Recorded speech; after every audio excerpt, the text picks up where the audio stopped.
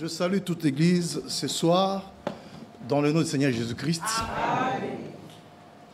Et je remercie le Seigneur notre Dieu pour nous avoir gardés en vie.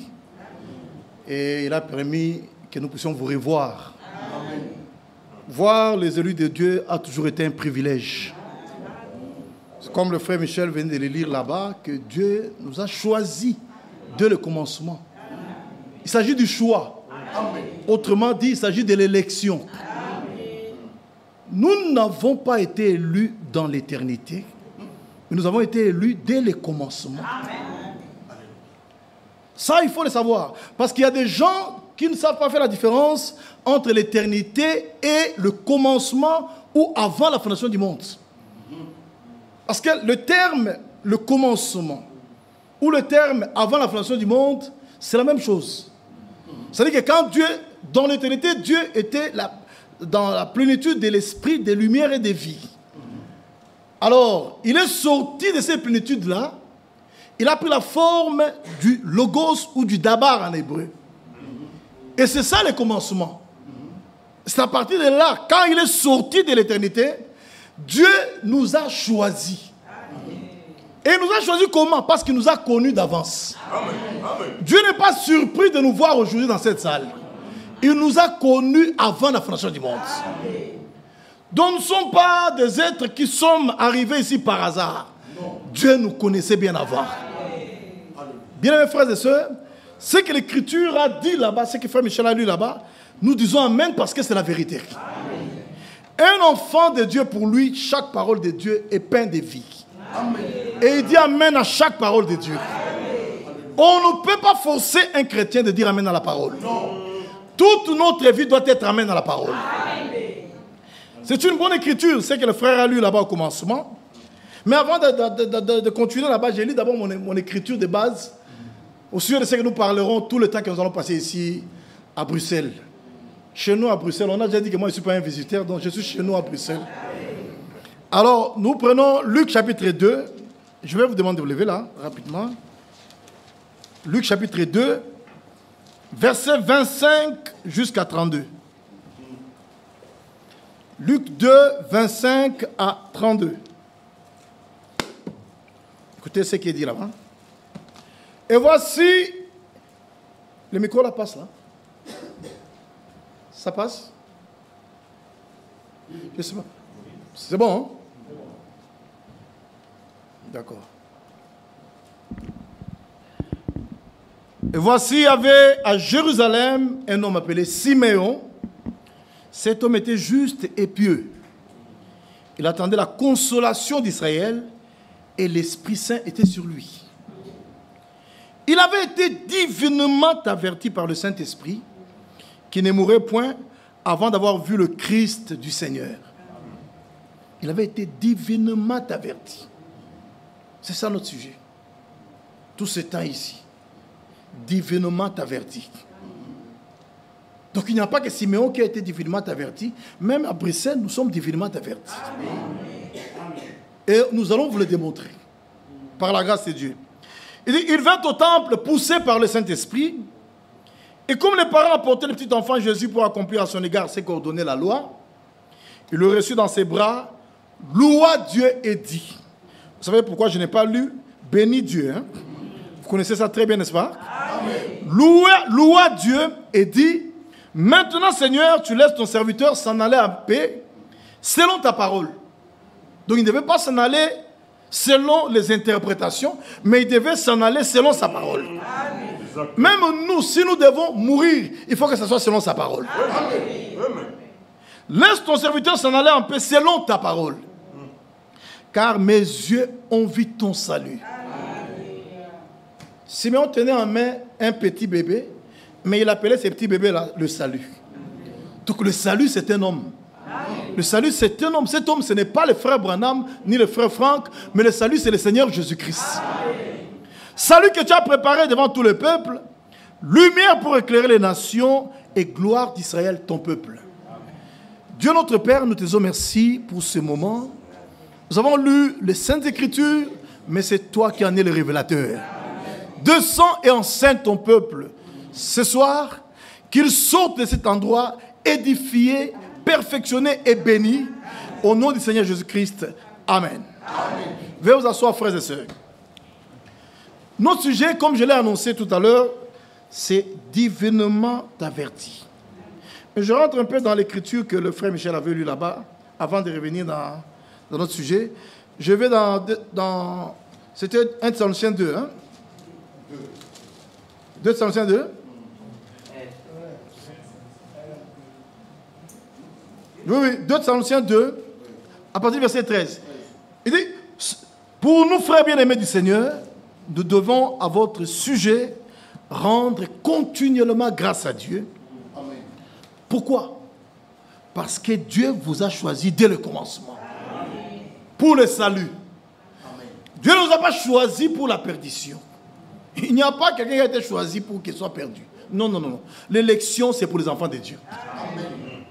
Il n'y a personne dans cette salle ce soir ou quelque part dans le monde qui peut dire que non, moi Dieu m'a prédestiné à aller en enfer. Il n'existe pas de prédestination pour l'enfer. La prédestination, c'est pour le salut. Et Dieu ne prédestine que ses enfants. Ça, on doit le retenir. Et ici, il est dit, Dieu vous a choisi dès le commencement pour le salut. Par la sanctification de l'esprit et par la foi en la vérité. Amen. Donc, les choisis ou les élus, Dieu les a choisis pour qu'ils soient sanctifiés. Amen. Et Paul l'a dit aussi, hein, dans Éphésiens chapitre 1, à partir du verset 4. En lui, Dieu nous a élus, avant la fondation du monde, pour que nous soyons saints. Amen. Et irréprochables devant lui. On ne peut pas parler de l'élection en vantant la souillure. Quand on parle de l'élection, il faut que la sainteté puisse se manifester. Amen.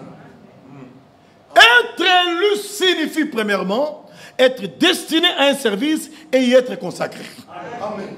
Tu ne veux pas te dire que je suis élu, m'amenant une vie de débauche, amenant une vie de souillure, mais tu te vantes, tu dis je suis élu. Non, non, non, non. Les élus sont caractérisés dans la pratique par une vie digne de l'évangile. Une vie conforme à la parole. C'est ça l'élection, frère. Dieu nous a dit pour que nous soyons saints et irréprochables devant lui. Et ici, il est dit, parce que Dieu vous a choisi dès le commencement pour le salut, par la sanctification de l'esprit et par la foi en la vérité. Bien-aimés frères et sœurs, en tant qu'Église du Dieu vivant, nous sommes appelés à croire seulement la vérité. Amen.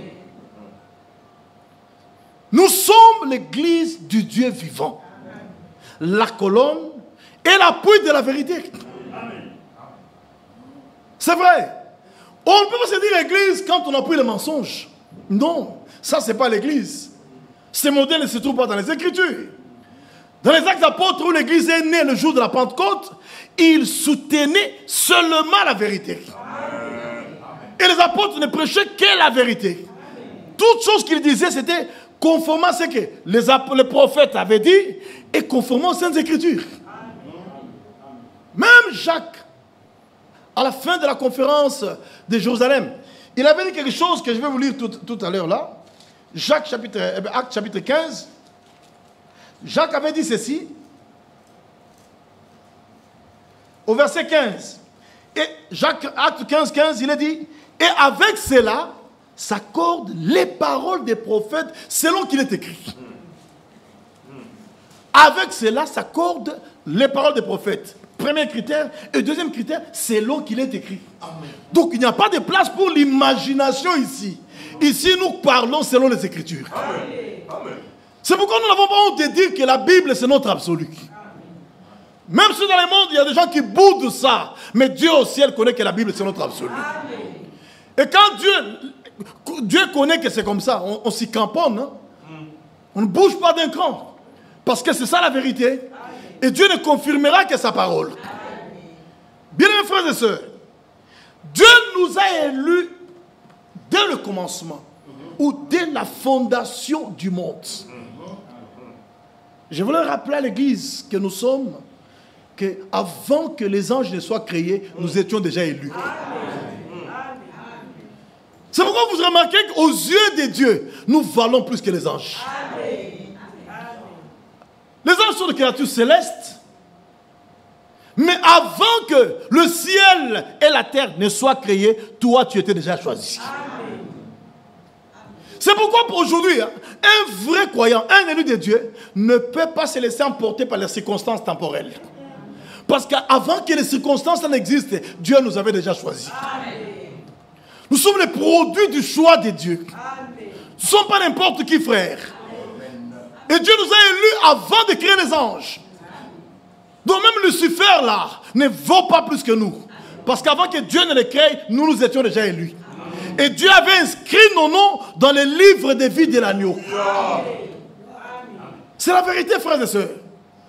C'est pourquoi aujourd'hui on ne peut pas s'égarer. Non, non, non. Dieu nous a déjà choisis. Et la preuve que Dieu nous a choisis, nous croyons la parole qu'il nous a envoyée. Ce message que Dieu a envoyé, il l'a envoyé pour les élus. Amen. Même les apôtres, quand ils prêchaient pour la foi des élus. Amen. Ils prêchaient pour la foi des élus. Et Paul nous dit clairement que nous avons été élus selon la préscience de Dieu. Amen. Nous n'avons pas été élus selon la volonté de Dieu. Nous avons été élus selon la préscience de Dieu. Amen. C'est parce que Dieu nous a connus qu'il pouvait nous élire. Dieu savait qu'à Bruxelles, parmi les gens qui croiront, qui obéiront à sa parole, toi tu en fais partie. C'est la vérité. Il savait comment tu te comporteras vis-à-vis de sa parole. C'est pourquoi il a inscrit ton nom avant la fondation du monde dans les livres de vie de l'agneau. Dieu n'est pas surpris, frère. Non. Les hommes peuvent être surpris d'une situation quelconque, mais Dieu ne peut jamais être surpris. Tu peux croire que je suis arrivé ici à Bruxelles par hasard, mais Dieu le savait. Amen. Dieu le savait. Il nous avait déjà vus ici bien avant. Il n'existe pas de hasard dans la vie d'un croyant. Il n'existe pas de chance dans la vie d'un croyant. Nous vivons par la grâce de Dieu. Et nous parlons comme Paul, par la grâce de Dieu, je suis ce que je suis. Et sa grâce n'a pas été vaine pour nous. C'est la vérité, bien mes frères et sœurs. Alors, revenons un peu dans notre texte. Là, c'est frère Michel qui nous avait donné une passe à nous. Alors, on voulait vraiment l'exploiter pour marquer le but. Alors, comme le but est déjà marqué, nous continuons maintenant avec autre chose ici. Nous sommes en train de parler des divinement avertis. Remarquez, il s'agit de... Quand on dit divinement, Dieu est engagé là-dedans. Oui, oui. Donc cet avertissement, ça ne vient pas de frère Michel, ni de Jean-Claude, ou de Bovic, ou de qui que ce soit. C'est un avertissement qui vient de Dieu. Et tu n'as pas le droit de prendre ça à la légère. Tu dois considérer ça et dire oui et amen à cela. C'est la vérité. Bien mes frères, Dieu fait l'histoire du salut. Et il y a aussi l'histoire de l'humanité. C'est que depuis que les hommes ont été placés sur la terre, l'histoire de l'humanité a commencé là-bas. Mais au milieu de l'histoire de l'humanité, Dieu accomplit l'histoire du salut. C'est que nous sommes des hommes comme tous les autres païens ici de Bruxelles. Ce sont des hommes, ils font partie de l'humanité. Mais la différence entre eux et nous, Dieu nous a sauvés. Amen. C'est-à-dire quoi? Quand on parle du salut, il s'agit de la vie de Dieu placée dans ton âme là. C'est ça le salut. Autrement dit, c'est ça la nouvelle naissance. Amen. Quand est-ce que vous naissez de nouveau? C'est quand Dieu prend sa vie, il met dans votre cœur. Alors en ce moment-là, vous ne vivrez plus de votre vie, mais vous vivrez de la vie de celui qui vous a sauvé. Amen. Et Paul pouvait le dire. Hein? Il dit, j'ai été crucifié avec Christ. Dans Galates 2:20, il dit, si j'ai été crucifié avec Christ, si je vis, ce n'est plus moi qui vis, mais c'est Christ qui vit en moi. C'est vrai. Un homme né de nouveau ne vit plus de sa propre vie, mais il vit de la vie de celui qui l'a sauvé. Et cette vie-là apporte en nous une nature, pas n'importe laquelle, la nature divine. Et la nature divine, c'est la sainteté. Quand cette vie-là pénètre dans ton âme, ta vie sera saint, saint, saint et le Seigneur. Tu ne forceras pas ça. Ça sera automatique. C'est la vérité. Ce sera automatique. Quand un enfant naît, il a reçu la vie de son père. Vous n'allez pas lui dire comment téter. La vie là qui est dans cet enfant là-bas cherchera à téter. Et quand vous avez la vie de Christ en vous, par la nouvelle essence, vous aimerez les réalités divines. Vous vous affectionnerez aux choses d'en haut. Et non à celles qui sont en bas sur la terre. Bien, mes frères et sœurs, la figure de ce monde passe. Hein? Et la Bible dit que ce monde passe. Ça convoitise aussi. Mais celui qui fait la volonté de Dieu demeure éternellement. Je viens de citer 1 Jean chapitre 2. J'ai cité le verset 17. Mais à partir de 1 Jean 2, à partir du verset 15, il dit, n'aimez point le monde, ni les choses qui sont dans le monde. Si quelqu'un aime le monde, l'amour du Père n'est point en lui. Car tout ce qu'il y a dans le monde, la convoitise de la chair, la convoitise des yeux, l'orgueil de la vie, ne viennent point du Père, mais du monde. Et la conclusion, c'est laquelle? Le monde passe. Sa convoitise aussi passe. Mais celui qui fait la volonté de Dieu demeure éternellement. Il s'agit de faire la volonté de Dieu. Il ne faut pas que les gens de la nouvelle lumière vous disent non, vous n'avez rien à faire. Quand vous naissez de nouveau, vous avez un travail à faire. Et ce travail-là consiste à prier et à mettre en pratique la parole de Dieu. C'est un travail. Un homme sauvé n'est pas un paresseux. Un homme sauvé n'est pas une marionnette qu'on viendra tirer chaque fois. Un homme sauvé, il a la vie de Christ en lui. Et cette vie-là l'amène à l'obéir à la parole. C'est ça la vérité, bien mes frères et sœurs. Nous sommes l'église du Dieu vivant. Et en tant qu'église du Dieu vivant, ce Dieu-là nous avertit. Il nous parle pour nous avertir. C'est vrai. Et vous allez voir ceci, frère, que sur toute la ligne des Écritures, Dieu n'a jamais permis à son peuple de se débrouiller. Jamais. Prenez votre Bible depuis la Genèse jusqu'à ce soir ici. Allez jusqu'à la fin de l'Apocalypse. Dieu n'a jamais laissé son peuple se débrouiller. Dieu vient toujours pour conduire son peuple. Il le fait toujours. Même en Éden, il descendait chaque soir pour parler avec son peuple. Et le jour où l'homme a abandonné la parole, Dieu est descendu chercher l'homme. Il dit, Adam, où es-tu? Dieu l'a cherché. Et je vous dis que c'est Dieu qui nous a cherchés. Tu n'as pas payé l'argent pour que Dieu te rachète. Tu as été sauvé par la grâce de Dieu. C'est Dieu qui a quitté la gloire pour venir te chercher. C'est la vérité, mes frères et sœurs. Et dans toute l'histoire du salut, vous ne trouverez nulle part Dieu laissant son peuple se débrouiller. Jamais. Il conduit toujours son peuple.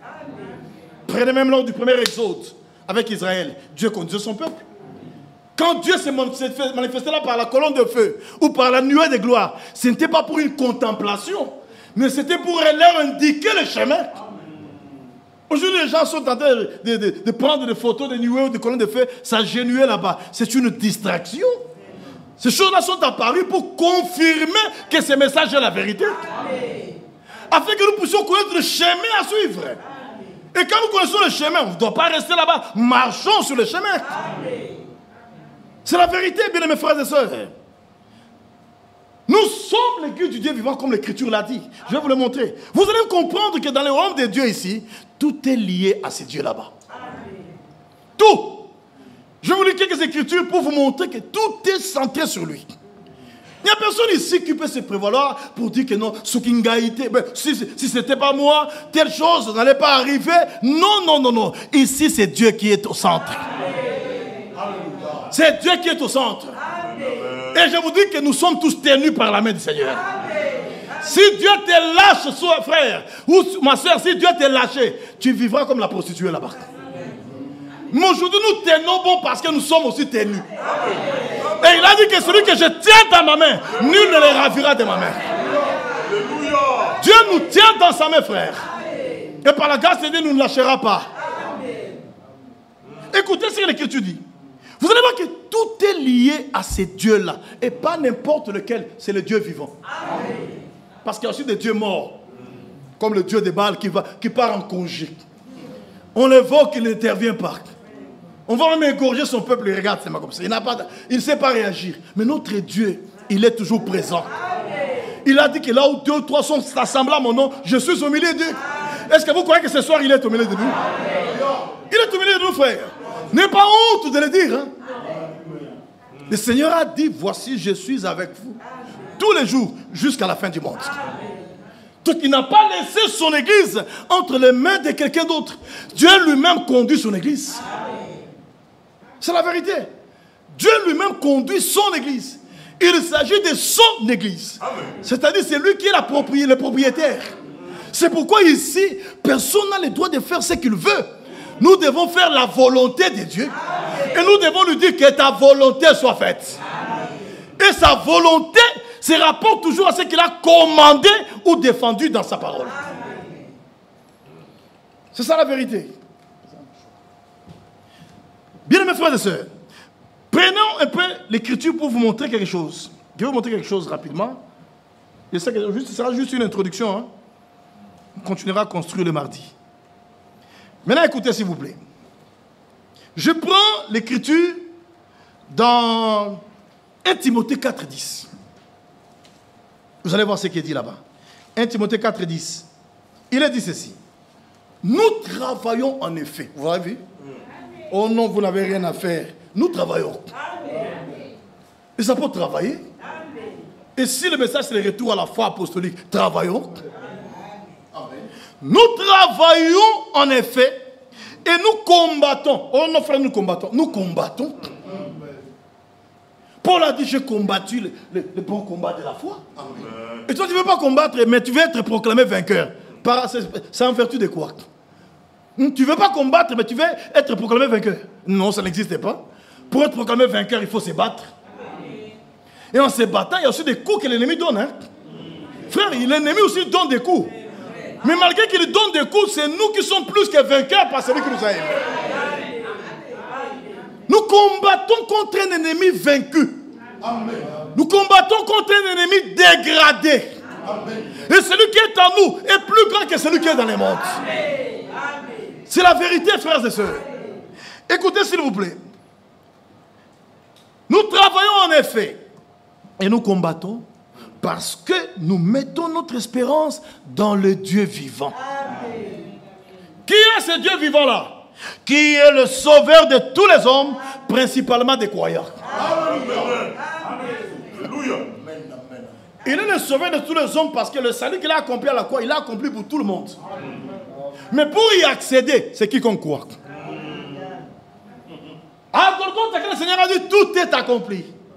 Darby dit c'est accompli. Il avait accompli le salut, la guérison, la délivrance de tout le monde. Mais pour y accéder, il faut croire. Tu refuses de croire, tu n'accèdes pas à ça. Et quand Dieu te jettera dans le temps ardent de feu de soufre, tu ne diras pas que c'était la faute de Dieu, c'était ton incrédulité. Parce que lui, il a déjà accompli le salut. Mais c'est pour qui qu'on croit. Tu refuses de croire, Dieu ne te sauvera pas parce que tu es élu. Non, il faut croire. Remarquez, il est ici que nous travaillons en effet, nous combattons parce que nous mettons notre espérance dans le Dieu vivant. Ah, ça c'est merveilleux. Il ne faut pas compter sur un homme ici. Il faut mettre ton espérance dans le Dieu vivant. Maudit soit quiconque espère dans l'homme. Mais béni soit quiconque espère dans le Seigneur. Si tu comptes sur un homme, un jour il te décevra. Mais Dieu ne décevra jamais. Frère, nous vous prêchons le Dieu qui ne déçoit jamais. Et il est l'ami fidèle. C'est vrai.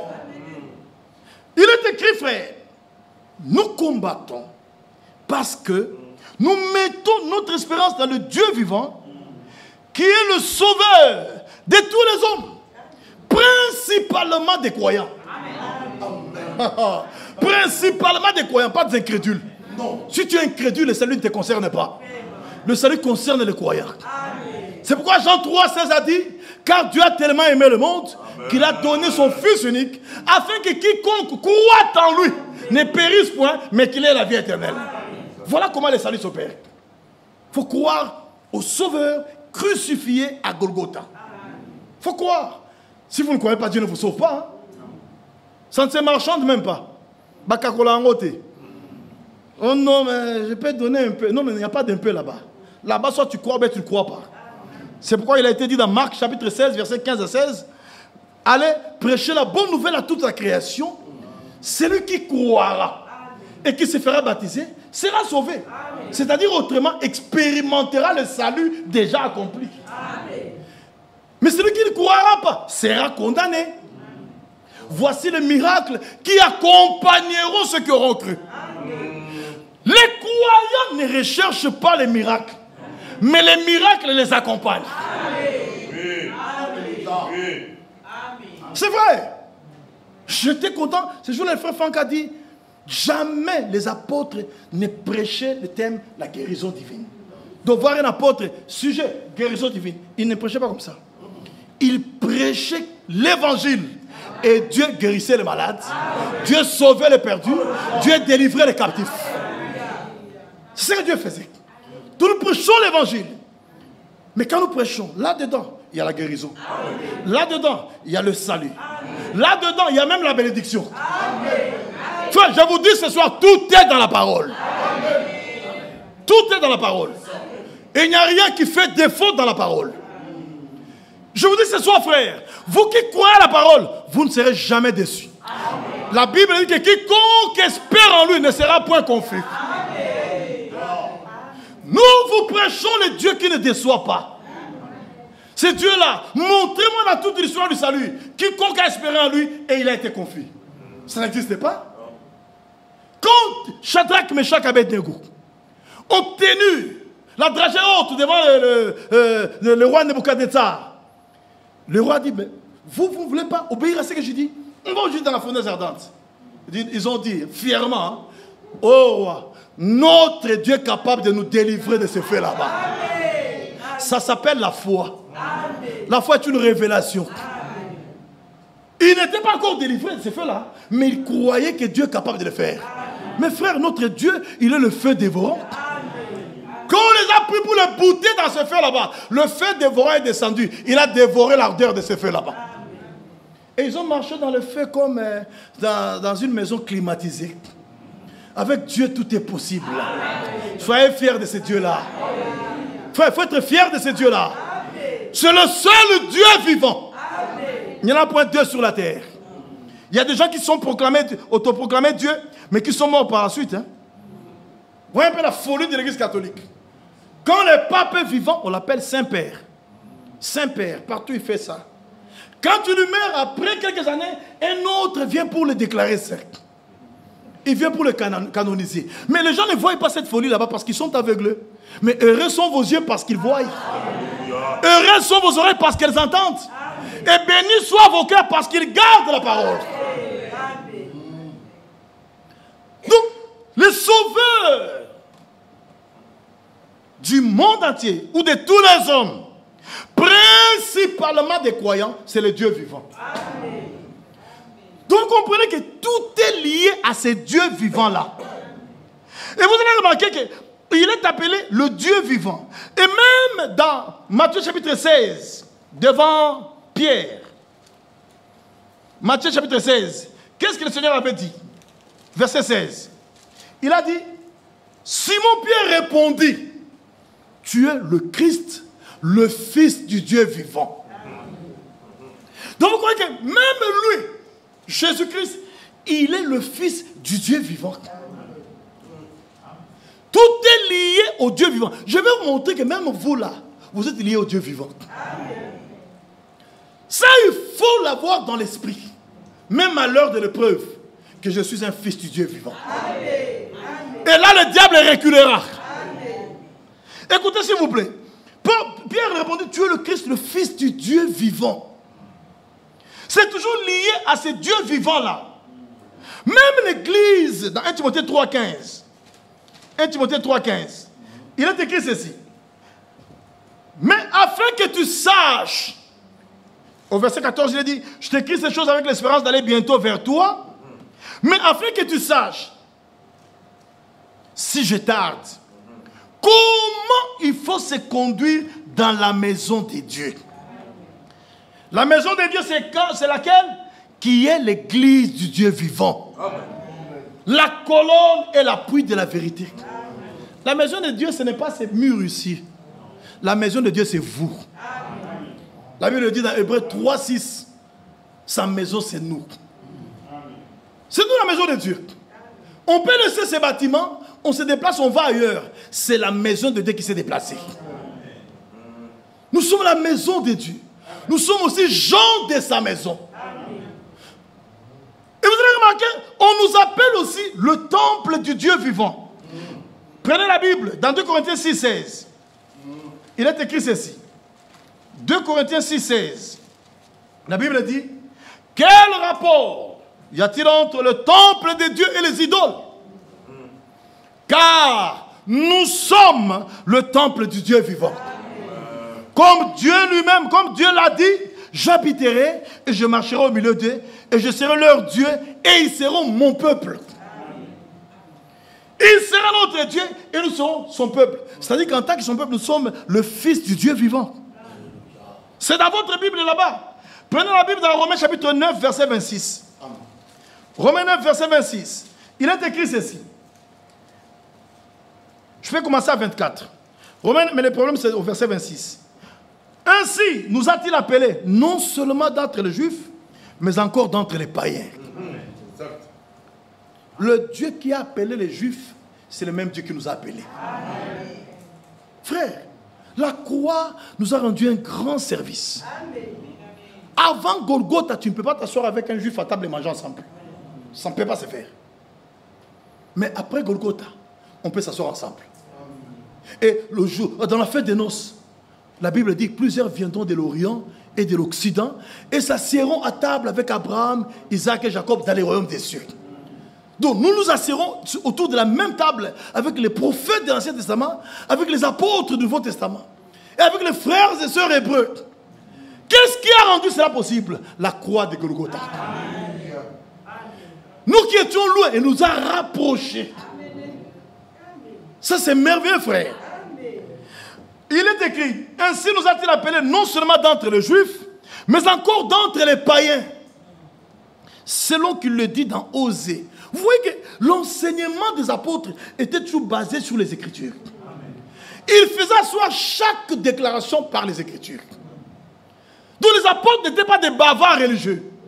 Et aujourd'hui, personne n'a le droit de monter du haut de cette chair et commencer à faire des déclarations. On n'en a pas besoin. Ici, c'est qu'elle dit l'Écriture à ses yeux. C'est l'Écriture qui doit avoir le dessus ici parmi nous. Écoutez, il dit, selon qu'il est dit dans Osée, j'appellerai mon peuple celui qui n'était pas mon peuple. Nous n'étions pas son peuple. Hein? Et bien-aimé, celle qui n'était pas la bien-aimée. Frère, nous n'étions pas la bien-aimée. Mais aujourd'hui, nous sommes la bien-aimée. Nous sommes l'épouse bien-aimée du Seigneur. C'est pourquoi Jacques a dit dans Acte 15-14, Simon a raconté comment Dieu a jeté les regards sur les nations pour se choisir du milieu d'elles un peuple qui porte son nom. Remarquez, il s'agit encore du choix. Il s'agit encore du choix. Il s'agit de l'élection. Donc ce peuple qui porte son nom là-bas, c'est l'épouse élue. La dame élue. Nous portons son nom. Nous sommes les fruits de son choix. C'est Dieu qui nous a choisis. Frères, nous ne sommes pas des parvenus. Nous ne sommes pas ici par hasard. Mais nous sommes ici parce que Dieu nous a connus d'avance. Et il nous a connus d'avance. Et il nous a prédestinés à être semblables à l'image de son Fils. Voilà. Le modèle, c'est Christ. Nous devons lui ressembler. C'est fondamental. Maintenant, écoutez. Là où il n'était pas appelé mon peuple, j'appellerai mon peuple celui qui n'était pas mon peuple, et bien-aimé celle qui n'était pas la bien-aimée. Tu n'étais pas ça. Vous allez gangoter. Tu n'étais pas la bien-aimée. Mais aujourd'hui, tu es la bien-aimée. T'as là. Et là, on va mettre la moto là. C'est vrai que je voulais dire, il faut se frapper la poitrine. Hein? Frère, nous sommes les bien-aimés du Seigneur. C'est pourquoi un chrétien qui comprend ça, même si le monde t'est, ça ne va pas te faire quelque chose, parce que le Très-Haut t'a déjà aimé. Oh non, je suis triste parce que ma belle famille ne m'aime pas. Même si ta belle famille ne t'aime pas, mais Dieu t'a déjà aimé. Et l'amour de Dieu pour toi, c'est un amour éternel. Un amour inaltérable. On ne peut pas altérer ça. Frère, ton lingama déjà. Nous sommes aimés. Nous sommes l'épouse bien-aimée du Seigneur. Ça, il faut se vanter même de ça. Hein? Écoutez. Et là où on leur disait, vous n'êtes pas mon peuple, écoutez, ils seront appelés fils du Dieu vivant. C'est toujours lié au Dieu vivant. Amen. Toujours lié au Dieu vivant. Jésus est le Fils du Dieu vivant. Nous sommes les fils du Dieu vivant. Amen. Lui c'est le, nous c'est les. Lui c'est le Fils du Dieu vivant. En hébreu, Ha-Ben Elohim. Nous c'est les fils du Dieu vivant. En hébreu, Ben Elohim. C'est différent, hein? Jésus était Ha-Ben Elohim. Il y avait l'article H-A, un article défini propre à Dieu en hébreu. Mais vous et moi, nous sommes les Ben Elohim, les fils de Dieu. En français, on trouve que ce sont des synonymes. Mais en hébreu, c'est différent. Jésus était Ha-Ben Elohim. Ça signifie Elohim lui-même fait chair. C'est pourquoi Jésus pouvait dire, celui qui m'a vu a vu le Père. Ça, Branham ne le dira jamais. Hein? Toi, tu ne peux pas dire ça. Mais Jésus, comme il était Ha-Ben Elohim, il pouvait dire, celui qui m'a vu a vu le Père. Et il a été crucifié à cause de ça. Hein? Es-tu le Fils de Dieu? Tu le dis. Caïphe déchire les habits. Qu'avons-nous encore besoin de témoignages? Il a blasphémé. Mais le même Jésus se pointe devant Pierre, l'élu, devant Pierre le croyant. Il dit, qui dit-on que je suis moi le Fils de l'homme? Pierre dit, tu es le Christ, le Fils du Dieu vivant. Amen. Et Jésus lui dit, tu es heureux Simon, fils de Jonas. Car ce ne sont pas la chair et le sang qui t'ont révélé cela, mais c'est mon Père qui est dans les cieux. Amen. Et moi je te dis, tu es Pierre, sur ces rocs. Il n'a pas dit sur toi. Les catholiques sont des menteurs. Il n'a pas dit sur toi, mais il a dit tu es Pierre, ou bien tu es Pétros. Sur ces pètres ou sur ces rocs, je bâtirai mon église. Donc l'église n'est pas bâtie sur l'apôtre Pierre, comme les catholiques trompent le monde entier, non loin de chez vous ici au Vatican. Mais l'église est bâtie sur les rocs. Et quel est ces rocs-là? C'est la révélation de qui est Jésus-Christ. C'est pourquoi une église, qui se dit église, mais qui ne croit pas que Jésus-Christ est le Dieu véritable de la vie éternelle, ce n'est pas l'église du Dieu vivant. Parce que l'église du Dieu vivant est bâtie sur les rocs de la révélation de qui est Jésus-Christ. Mais qui est Jésus-Christ? 1 Jean 5, 20 à 21. Nous savons. Frère, nous ne sommes plus des ignorants. Hein? Nous savons que le Fils de Dieu est venu. Amen. Et il nous a donné l'intelligence. Pas pour faire les commerces. Mais il nous a donné l'intelligence pour connaître le véritable. Et nous sommes dans les véritables. Frère, nous ne sommes pas dehors. Nous sommes dans les véritables. En son Fils Jésus-Christ, c'est lui, le Dieu véritable, c'est lui la vie éternelle. Et le verset 21 dit, petits enfants, gardez-vous des idoles. Ça signifie hein, qu'en dehors de ces dieux véritables là-bas, tout celui qu'on pourra appeler Dieu, c'est une idole. Et la Bible dit, gardez-vous. Ce n'est pas une exhortation, c'est un commandement. Gardez-vous des idoles. C'est pourquoi dans 1 Corinthiens 10, Paul dit, c'est pourquoi mes frères, fuyez l'idolâtrie. Et les gens voient, quand on parle d'idolâtrie, ils voient seulement les statues. Quand on est devant la photo de Branham, la photo, c'est ça l'idolâtrie. Non, tout ce que vous placez devant Dieu, c'est une idole. Ah oui. Si à l'heure de la réunion ici, Au lieu de venir à la réunion pour écouter la parole de Dieu, tu as dit, ah, non, Dieu n'a pas besoin. J'ai une affaire quelque part là-bas. Alors, tu privilégies ton affaire là par rapport à la parole. Cette affaire-là, c'est une idole pour toi. Dieu doit toujours être le premier en tout et pour tout. Du fin fond de vos cœurs là, vous devez être prêts à sacrifier tout pour gagner Dieu. Il doit occuper la première place dans notre vie. Il doit toujours être le premier. Quand on fait la proclamation, Dieu ne doit pas être le deuxième. Il doit être le premier et le dernier. Donc il doit commencer, il doit achever. C'est la vérité, frère. Donc là où on leur disait, vous n'êtes pas mon peuple, ils seront appelés fils du Dieu vivant. Est-ce que vous le croyez? Vous serez appelés fils du Dieu vivant. Vous comprenez qu'il y a aussi des dieux morts. Hein? Mais nous ne sommes pas les fils du Dieu mort. Nous sommes les fils du Dieu vivant. Nous sommes les fils de celui-là qui existe par lui-même. Nous sommes les fils de celui qui a dit dans Psaume 90, d'éternité en éternité, je suis Dieu.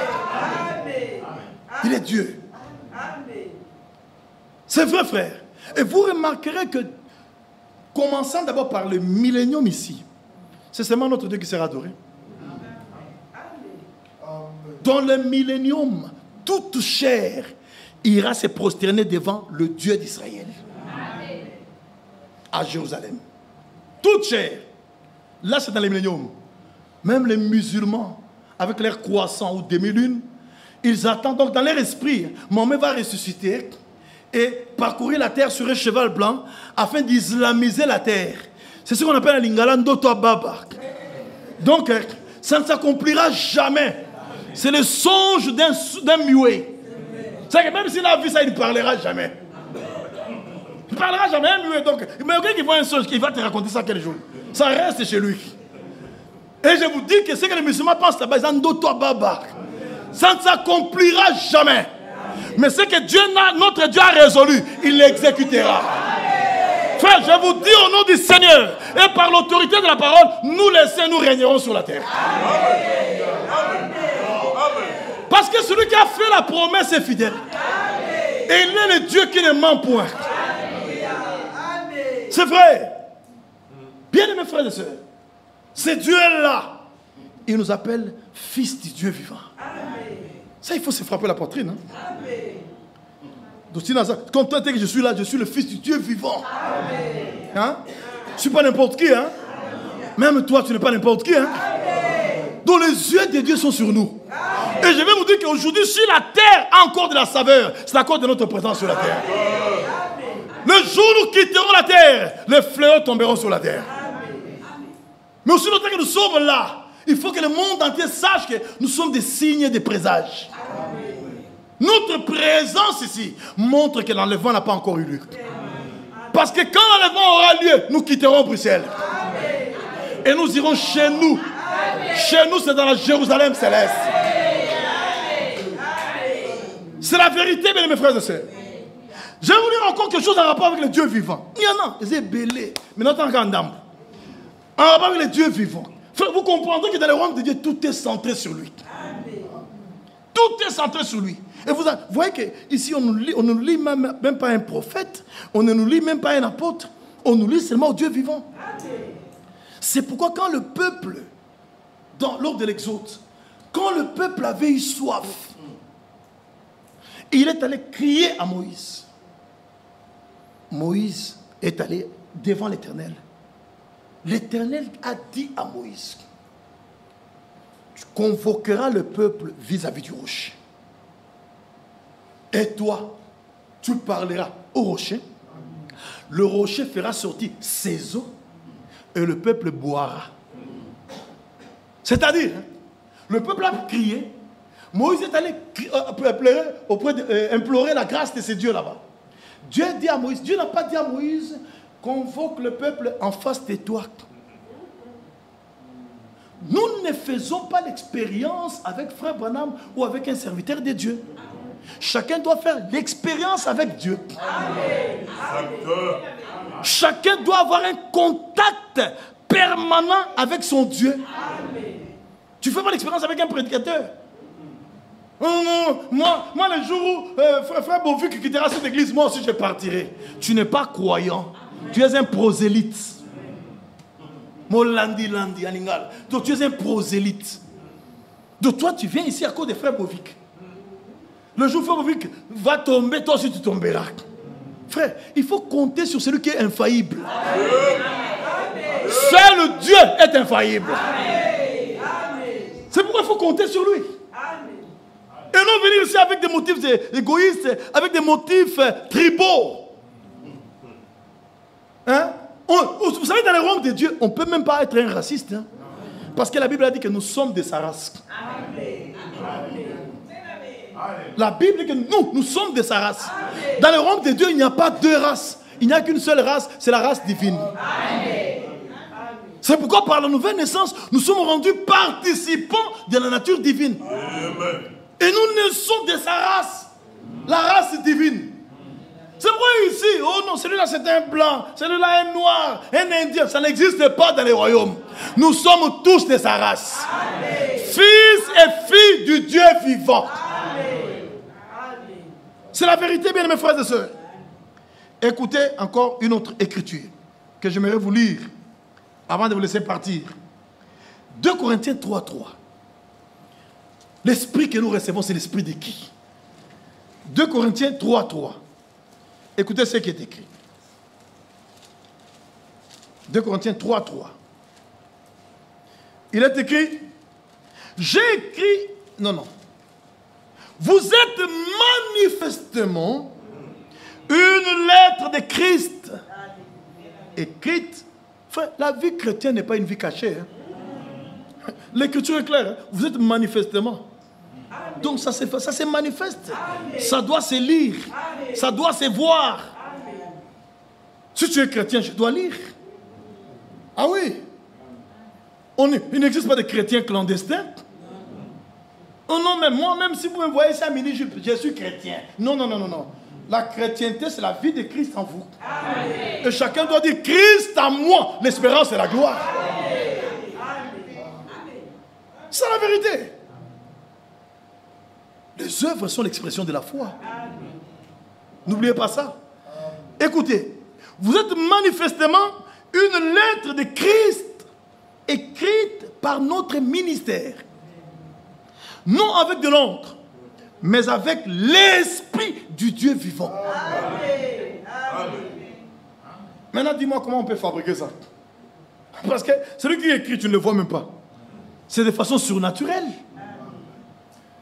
Depuis que l'histoire du salut a commencé, Dieu a commencé aussi à agir de façon surnaturelle. Il faut le savoir. Il a agi de façon surnaturelle. Et lorsque quelque chose arrive dans l'histoire du salut, il s'est produit des choses surnaturelles. C'est vrai, frère. Il s'est produit des choses surnaturelles. Et je voudrais aujourd'hui vous montrer que notre Dieu, il suit avec son Église un chemin qui a commencé de manière surnaturelle et se terminera de manière surnaturelle. C'est vrai. Regardez comment l'Église est née le jour de la Pentecôte. C'était le Saint-Esprit qui est descendu. Les gens commençaient à parler dans des langues, dans d'autres langues. Ils ne parlaient pas dans des langues inintelligibles. Hein. Non. C'était des langues qui sont parlées ici. Le jour de la Pentecôte, personne ne dirait... Non. Ce qu'ils disaient, c'était... On pouvait les comprendre par d'autres personnes. C'est ça les paroles en langue dont il est question. Ce n'est pas les gens, ils sont en train de chanter. Non. Ça, il faut oublier. Ce sont des blagues. Il s'agit d'une langue. Comme tu es là, tu ne connais pas le russe. Mais tu ouvres la bouche, tu commences à parler le russe pur. Un russe qui est dans la salle là-bas, il t'entend parler. Ça, c'est un miracle surnaturel. Et Dieu l'a accompli le jour où l'Église est née. Même quand l'Église sera achevée, il y aura les surnaturels. Et tout au long de la marche de l'Église, c'est le surnaturel qui nous accompagne. Frère, vous croyez qu'une prostituée qui devient une femme sérieuse, c'est normal? C'est surnaturel. Il y a quelque chose de surnaturel qui a pénétré son âme et qui a changé le cours de sa vie. C'est la vérité. Même quand vous croyez la parole, là, c'est surnaturel. Donc, on va dire, donc tu te restes seulement sur le banc là-bas, quelqu'un monte là-bas, il commence à parler, toi tu dis Amen, Amen. Tu crois que c'est par hasard? C'est surnaturel. Tout s'est fait de façon surnaturelle. Tu es malade, quelqu'un vient avec ses mains là-bas, il met sur toi, il prie, après tu es guéri. C'est surnaturel. Donc l'église en soi est un mystère. L'église en soi est le produit du surnaturel. C'est vrai. Et ça, on doit le confesser. Donc, c'est écrit par les dieux vivants. Non avec de l'encre, mais avec l'esprit du Dieu vivant. Dans vos cœurs, là-bas, il y a des écritures gravées. Pas sur les tables de pierre, mais sur des tables de chair. Et qui grave ça? C'est le Dieu. Par son esprit. C'est ça qui fait que tu arrives quelque part à une situation, tu sens une écriture. L'onction descend, elle t'enseigne. Regarde, l'écriture dit là-bas, tu ne peux pas faire ça. Ah non, non, je ne le fais pas. C'est surnaturel. Le hasard n'existe pas dans le royaume de Dieu. Tout s'est fait de façon surnaturelle.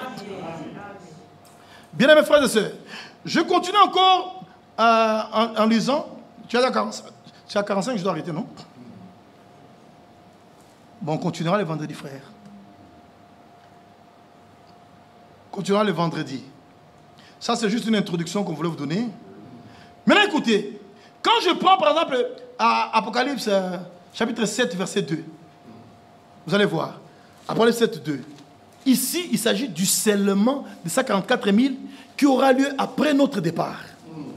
Les 144 000 seront scellés dans la première moitié de la 70e semaine de Daniel. Parce que quand l'enlèvement s'est fait, entre l'enlèvement et le millénium, il y a une semaine ou 7 ans. Et ces 7 ans-là bénéficieront de 2 prolongations.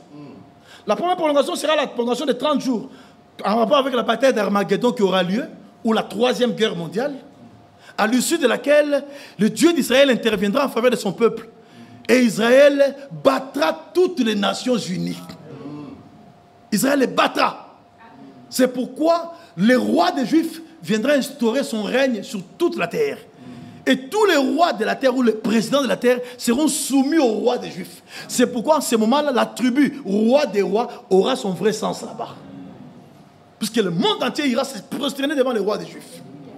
Donc le millénium sera le royaume d'Israël rétabli. Donc la question qu'on avait posée au Seigneur dans Acte 1, Seigneur, est-ce en ce temps que tu rétabliras le royaume d'Israël? Le rétablissement du royaume d'Israël se fera dans le millénium.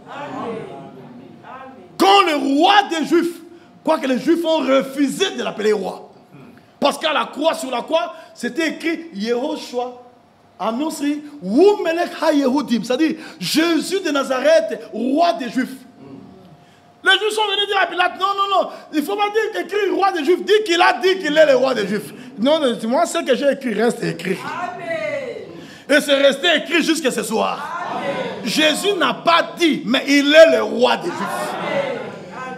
Et les Juifs le sauront quand ils viendront se prosterner devant lui.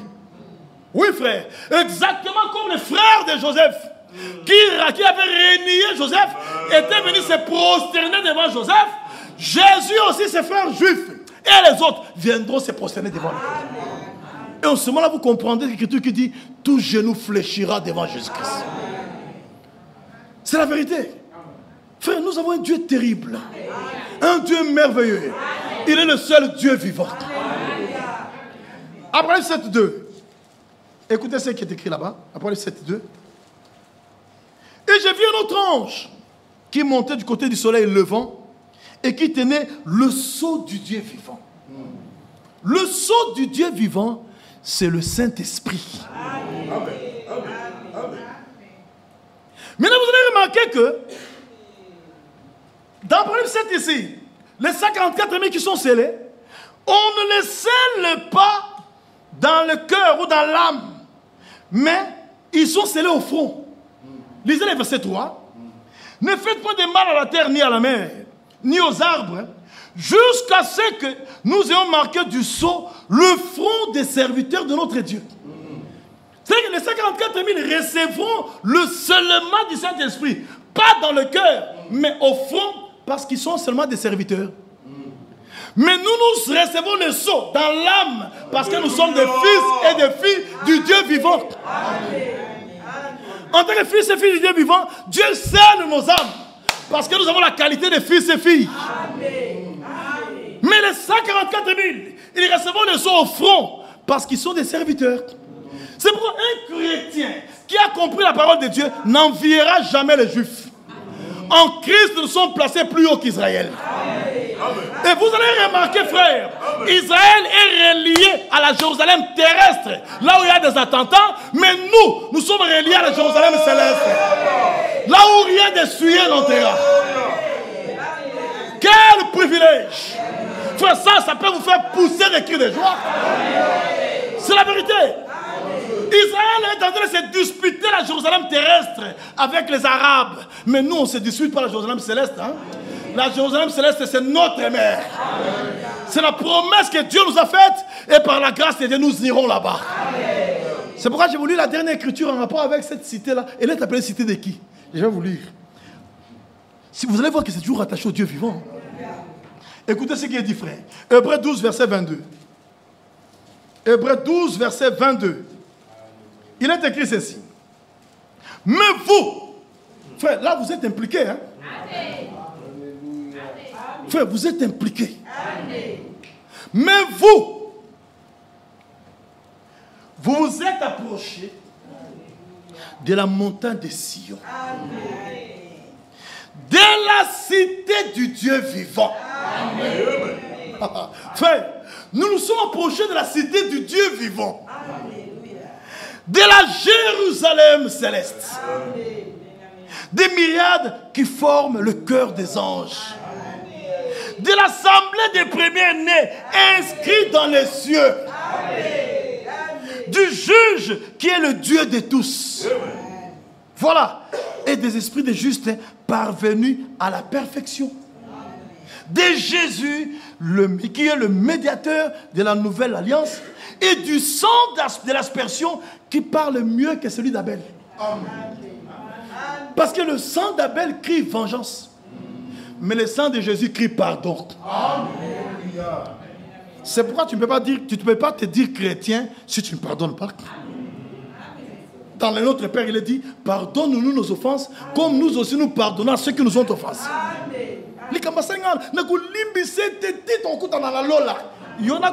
Avec ta haine, là, tu vas entrer au ciel. Non. Tu joues. Hein? Au ciel, c'est l'amour parfait qui entre. Donc, vous vous êtes approchés de la Jérusalem céleste. La cité du Dieu vivant. Remarquez, hein? C'est la cité du Dieu vivant. Donc, vous comprenez, frère, que tout est lié au Dieu vivant. Et c'est ce Dieu vivant-là qui vous avertit. C'est pourquoi on parle de différemment avertis. On va les prouver par les Écritures. Donc ce ne sont pas les avertissements qui viennent des hommes de ce monde, mais ça vient du Dieu vivant. Et tous les fils et filles du Dieu vivant prendront ces avertissements au sérieux. C'est vrai. Parce que le Dieu vivant, c'est le seul Dieu qui ne ment point. Que Dieu vous bénisse pour ce soir. On continuera vendredi.